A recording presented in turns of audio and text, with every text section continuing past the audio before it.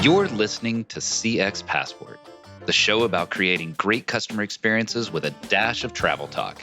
Each episode, we'll talk with our guest about great CX, travel, and just like the best journeys, explore new directions we never anticipated. I'm your host, Rick Denton. I believe the best meals are served outside and require a passport. Let's get going. Today, I get the pleasure of talking with Mike Bartlett, originally from the UK, but now residing in Springfield, Missouri, USA. Mike and I came to know each other through a fellow CX colleague, Agata Krokowska. Thanks, Agata. I always welcome those fellow CX introductions as they are often great evaluators of CX wisdom. When I first got to talking with Mike, I found a really interesting path to his customer experience leadership.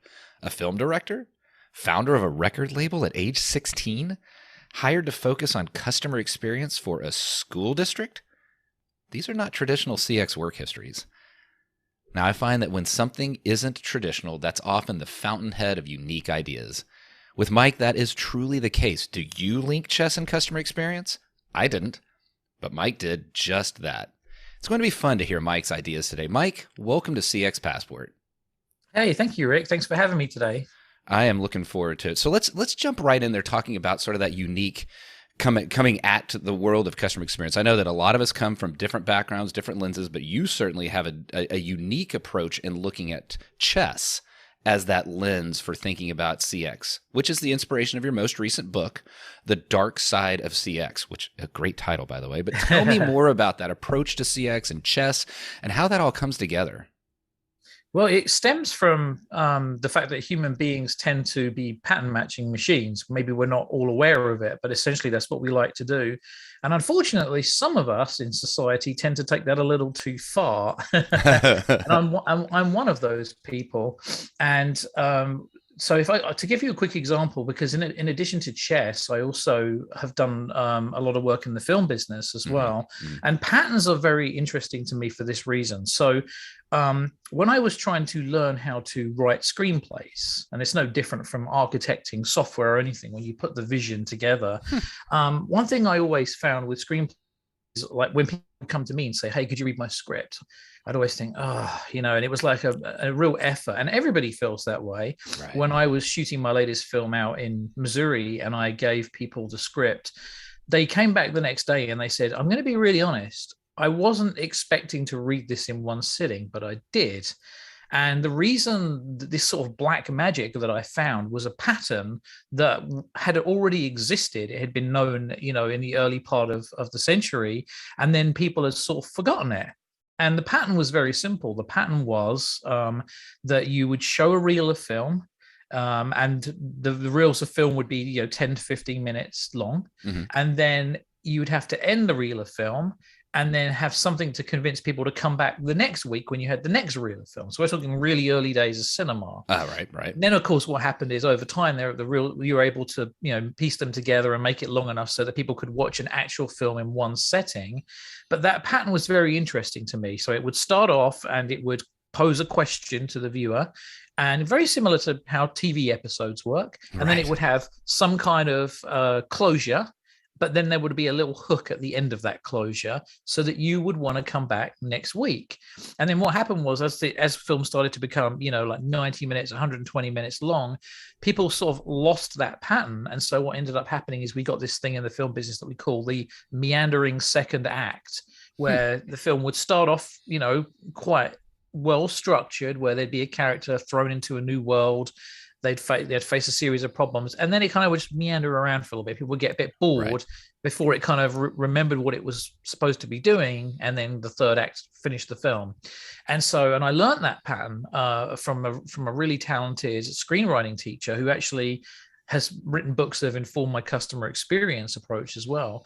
But I remember my brain sort of lit up when I realized that this pattern even existed and that I could exploit it. And then when I did exploit it, and other people actually were impressed, and they were, how did you do that? That was so interesting. And the really funny thing about Treehouse is the reviews of that film is very mixed. Some people love it, some people hate it. But even the people that hate it always write things like, God, I can't believe I sat through this whole thing. And it's because obviously the screenplay, translated into the finished product. And I was cooking them every 50 minutes consistently. And so I realized these patterns are everywhere. And if you know how to exploit them, then, you can obviously turn maybe an unfavorable situation into a favorable situation. And that applies into chess, which obviously is a very, pattern driven game, as well as customer experience as well.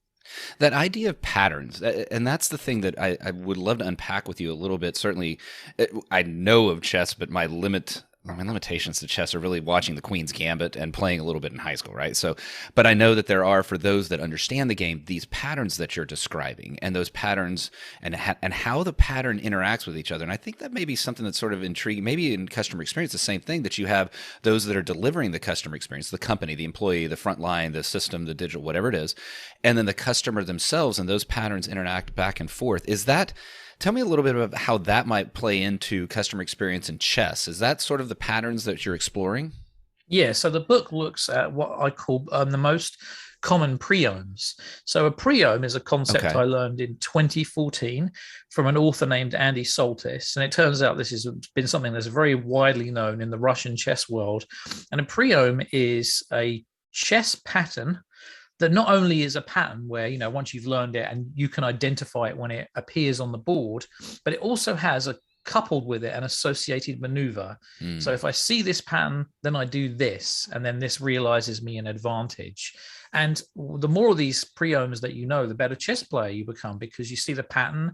You don't have to think where maybe your opponent does, and you can move very, very quickly on the board, especially in blitz chess or speed chess. And people are completely confused as to how you can do it. And it's just because you built up these patterns. Also, there's other ways these patterns can work. So Andy Soltis also wrote a book called The Wisest Things Ever Said About Chess. And in that book, he gave an example where there's like best practices. So one of the things that you typically do in a game of chess is you look at where your opponent's queen is and you place your rook on the same file. So it's aiming at the queen. Okay. Now, most of the time, there's going to be a whole bunch of other things in the way between the two of them. But as the game continues to move forwards, eventually what will happen is you might end up in a situation where the rook being on that file causes the queen a lot of problems and helps you actually bring the position to an advantage.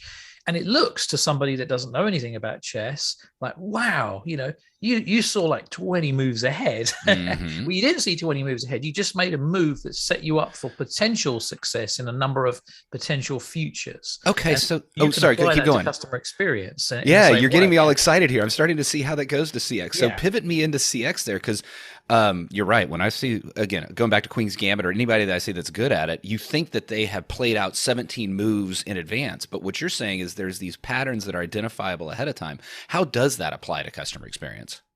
So I figured it probably would apply to customer experience, and that's kind of what formed the basis of writing this book. So I decided to do some research in 2019, because the great thing about the way the world works is patterns are everywhere, and patterns are very revealing about what created them as well.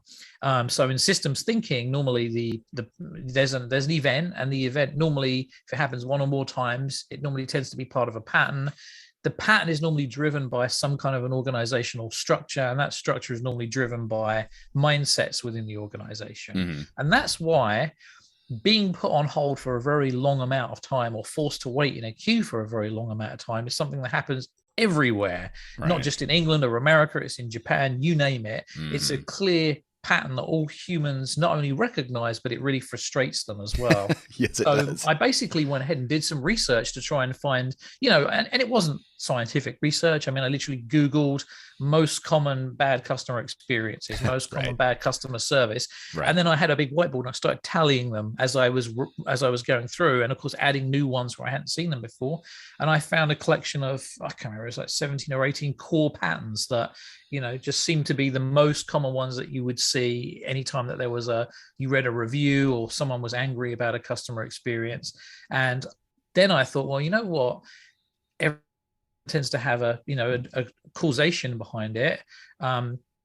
Patterns in customer experience are part of a complex system. So this is where we get into Dave Snowden's idea of complexity versus complicatedness. So a complicated system, the best way to describe that would be like a car engine. So it's very complicated. You need experts to help you understand it. But if you are an expert, you can get to a point where I know that if I pull this lever or if I do X, I'm going to get this output. Okay, It's predictable. It might be hard to figure out the cause and effect, but it is, you can figure it out and it's predictable. Complex systems are very different. And that normally when human beings are involved in the feedback loops of a complex system, that's what makes it complex, right? We do tend to mess things up as humans, don't we? Exactly. It's not predictable in any way, shape, or form. Yeah. So by trying to understand complexity through the lens of customer experience, you can use these patterns to try and figure out the best ways to solve problems. So I find that certain patterns tend to have certain causations. Yeah. And that if you go and you address those causations, it tends to fix those root causes. I like that because there's something about what you're saying there that instead of, describing it as almost like a process manual or something like that, where it's this, if this, then that happens. But there's still more of that kind of art as you understand and you see the pattern, but yet you can still kind of provide sort of a non-scripted solution to that pattern, or either in the moment or as you're thinking about your delivery of customer experience over time and how you might look to improve it.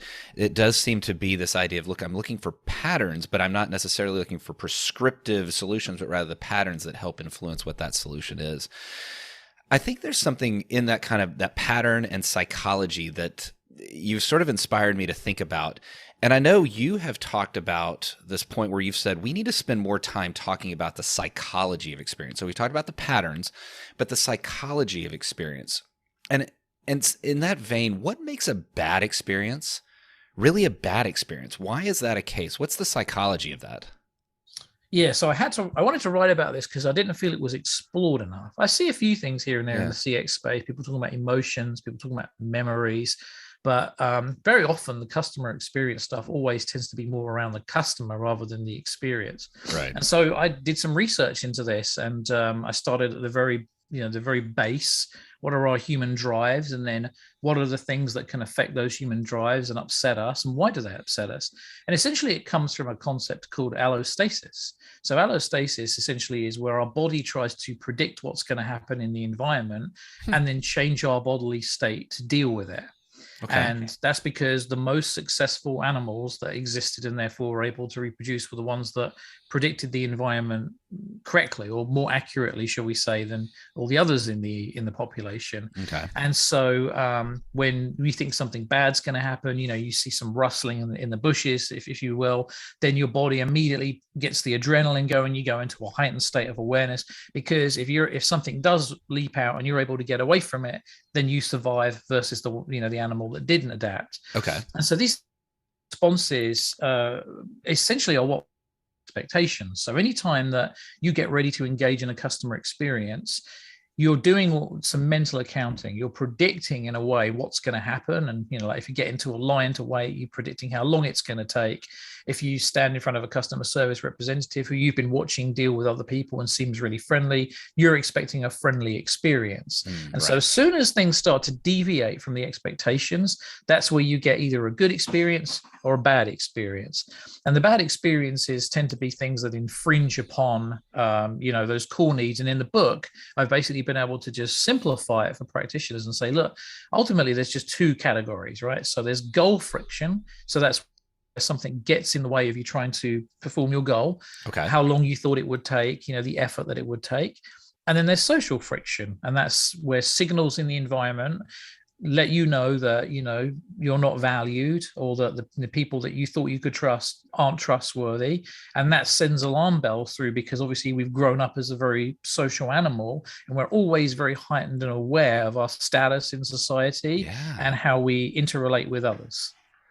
So you can see, I know the listeners won't be able to see this, but you can see my brow kind of furrowing and my brain sort of thinking this through. Goal and social. Those are really interesting. I don't think I've ever heard it categorized that way, and it makes a ton of sense. If I'm expecting to achieve a certain outcome and I'm disappointed, great. Or if I feel disrespected, or let's go back to your hold time example, that it is my perception that the company does not value me enough to care about the, in some cases, hour plus time that I might sit on hold to get an experience with it. That's really, now what can someone do with that? Like, what can a company do when they understand those elements of psychology? How do they then pivot that into action and helping solve for the experiences that they want to solve for? So the best thing is when you're auditing your experiences, however you do that. I know some people do journey mapping. Yeah. Other people just get out into the field and talk to people. But ultimately, when you're auditing your experiences, you're looking at your voice of customer data. You want to look for those signals that either there's some goal friction or there's some social friction.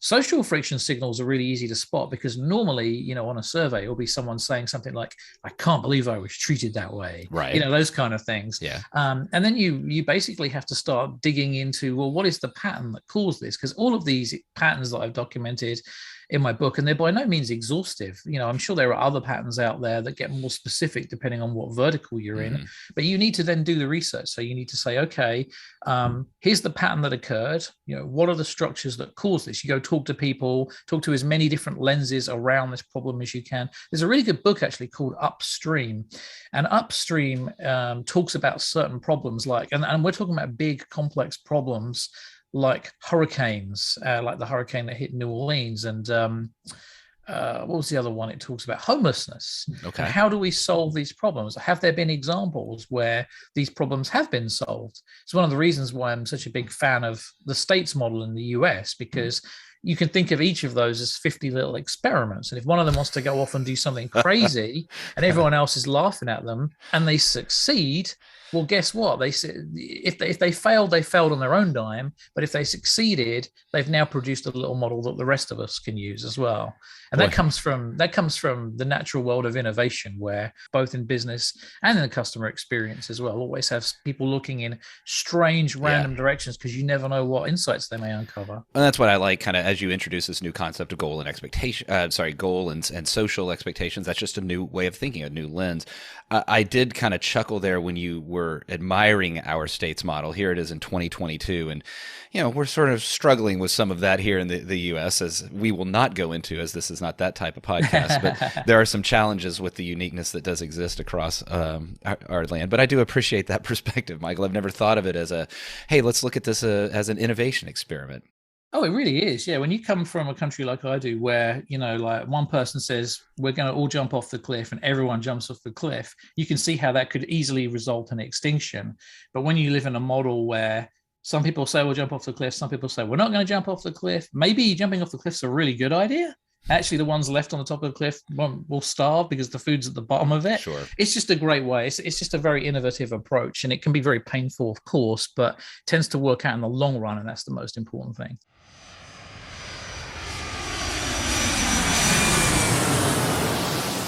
Michael, having had the opportunity to travel the 50 states and certainly the globe and be around there, there's a time that travel gets a little bit exhausting. So seeing all those innovation experiments, or just simply traveling, it's nice to have a little rest. So Michael, come join me here in the First Class Lounge. We will move quickly here and hopefully have some fun. What is a dream travel location from your past?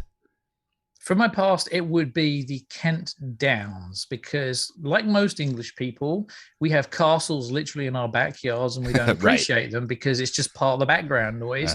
And then when you move to somewhere like America, you really think, oh my God, I can't believe I didn't take advantage of all that beauty. And I went to the Kent Downs once, and it was just one of the most beautiful experiences, just as far as the eye could see, just, you know, fields and hills, and you can just go walking for the day if you want, for miles. So if I ever go back to England, I'd like to go back to the Kent Downs. Oh, that sounds really nice. And one of the things that I really love about doing this podcast is the uniqueness of the answer to that question. No one has ever said Kent Downs before, and I love it. And now I've got this visual, and I can't wait to put that on my list. Unfortunately, my list keeps getting longer and longer of where to go see, but that sounds wonderful. Now, let's talk about your list. What is a dream travel location you've not been to yet? Willoughby. Tell me about that. I don't think I even know what that is. Willoughby. Only viewers who are familiar with the Twilight Zone will know what Willoughby is. So okay. You should go Google it and investigate it. And then everyone will want to travel there. So you're keeping it mysterious. I like that. What is a favorite thing to eat? Oh, I love Indian food. I mean, my father was Indian, so I grew up eating it all the time, and I just love a good curry. You know, that's a later in life exposure for me. I was not as exposed to Indian food growing up. I had a reasonably multicultural growing up. My parents, we loved to travel, those sorts of things, so I saw lots of things. Indian food's something I only discovered kind of in my 40s. And yes, I'm with you. Well, when you find really good Indian, it's really, really good. And there's some gateway meals to get you into some of the deeper Indian cuisine that are fantastic. You talked about Indian food as something you really love, but what is a thing your parents forced you to eat but you hated as a kid? It was an Indian dish, but man, it was gross. It was called dal and rice, and I remember my dad trying to reason with me to take one final spoon, and Right. I'm sure it didn't happen this way, but my memory of this is that I was sweating and I was like punch drunk, and I can't do it. I just can't do it. And they went from reasoning to threatening, and so the last spoon was shoved in my mouth, and I threw up everywhere. So that was a really horrible experience.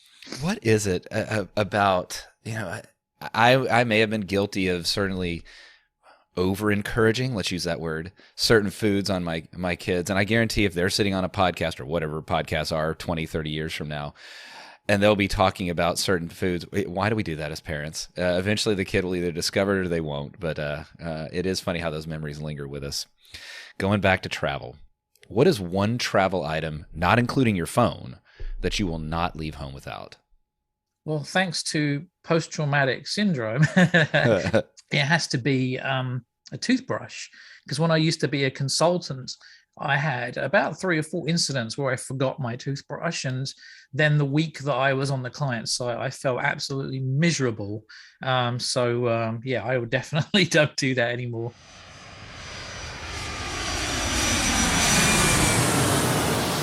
Michael, when we were talking about you in the introduction here, I mentioned that you worked for a school district.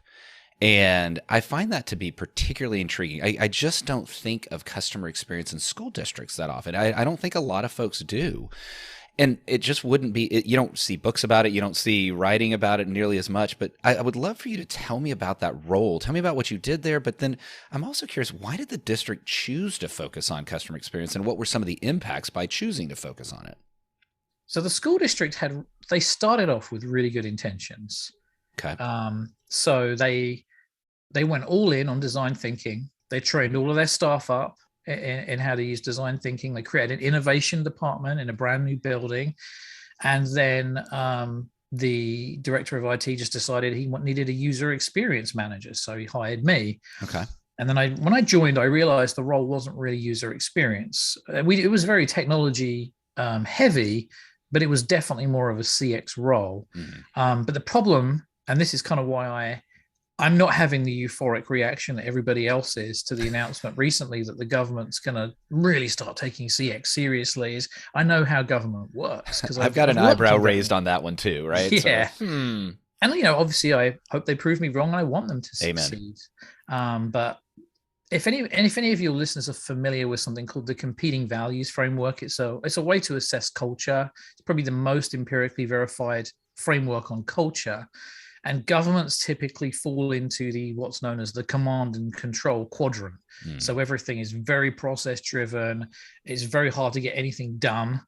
And the resource allocation is very strange in government as well, because we were spread very thin. There weren't enough employees to do what needed to be done, but then they would throw hundreds of thousands of dollars at certain pieces of software. And you think, wow, that's bit strange. And so that was kind of good though, because it made the CX role more challenging, because when you've got less to work with, and I know this from low budget filmmaking, you have to get creative. But what happened in my role is, like, the first time I ever went to do some ethnographic work, I went to a library. And the director of IT had said, I want you to just, get to know the librarian, watch what she does, talk to her, just get a feel for what's going on. And then maybe you can see where some of the problems might be. They needed a system built, and they knew that I used to program, I used to code. So then I was asked to do this coding role for the district as well. And even though it wasn't my job title, it actually ended up being one of the best things that ever happened, because I built their first ever voice of customer system. So we have Chromebooks. We give Chromebooks out to the kids. Okay. No one knows where half these Chromebooks are. They're circulating around somewhere, and each library has a different system for tracking them. Right. And so I built an end-to-end system across the district so that whenever Chromebook was damaged, all they had to do was pull my system up, press a button on the screen, scan the serial number of the Chromebook that the student had brought back that was damaged, scan the serial number of the loaner, and then our IT department immediately knew they had to be picked up. And then there was a button there saying give feedback. And all I had to do was click it, bring up a pop-up window, and they give their feedback. Like, it would be nice if we could have this, or could you do this?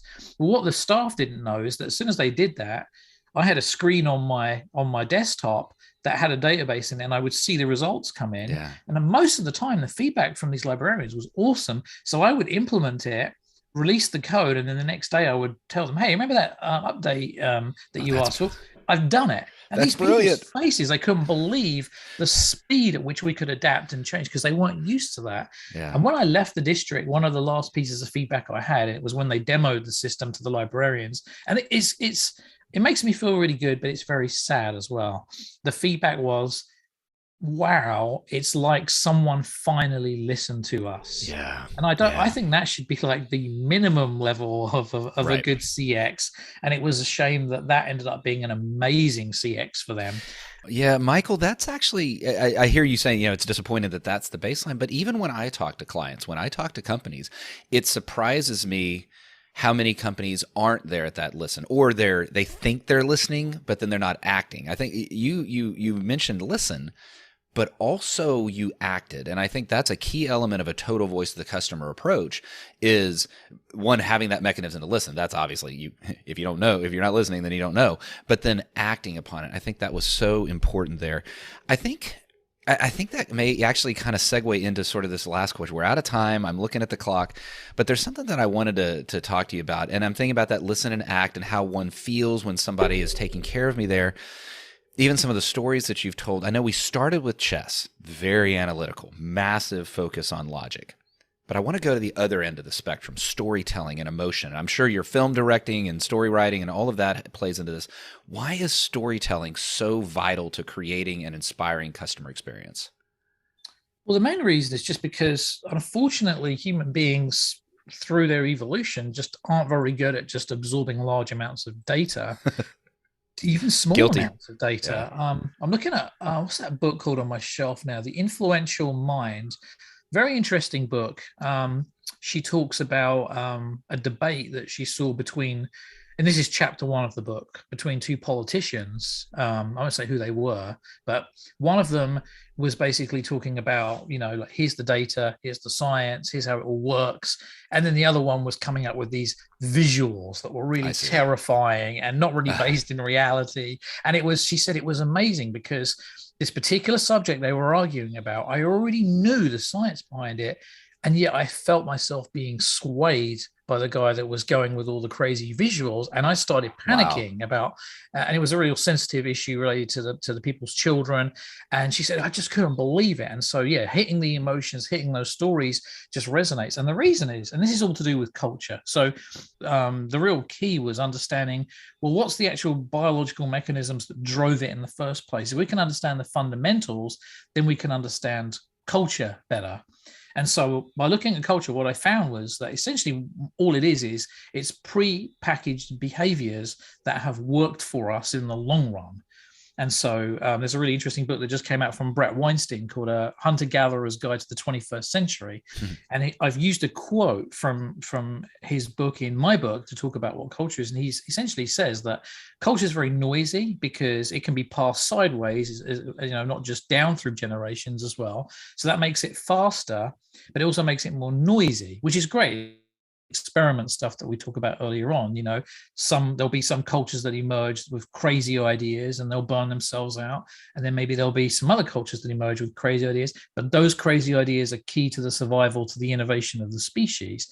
And so once I understood that, I thought, okay, now I get where the storytelling comes from, because all you're doing with storytelling is you are moving the culture from one place to another. So really that's why it's so useful. And the reason that we care about it is because stories normally tend to be signals on how to survive and what the right behaviors are. And we pay hyper attention to that because we know that in the old days that meant the difference between death and survival.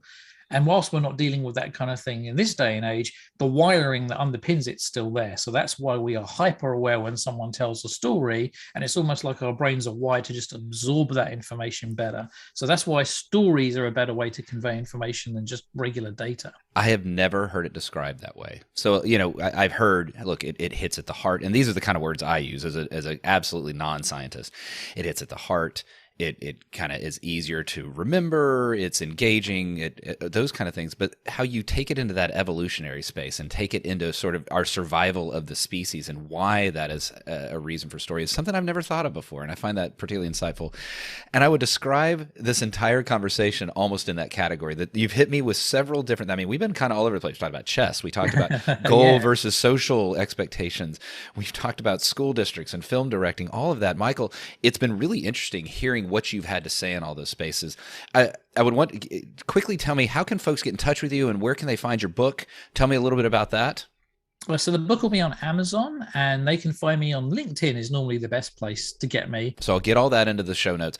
Michael, thank you so much for talking with me today. Thank you for poking at my brain is how I want to describe it, because it just makes me feel like, all right, I've learned something different today, and I really enjoy that. So, Michael, thank you for taking the time to have this conversation with me. Thank you for joining me on CX Passport. You too. Thank you so much, Rick. It's been a lot of fun. Thank you.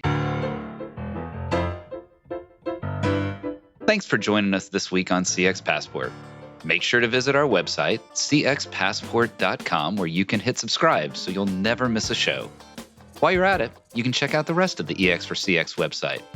If you're looking to get real about customer experience, EX for CX is available to help you increase revenue by starting to listen to your customers and create great experiences for every customer, every time. Thanks for listening to CX Passport, and be sure to tune in for our next episode. Until next time, I'm Rick Denton, and I believe the best meals are served outside and require a passport.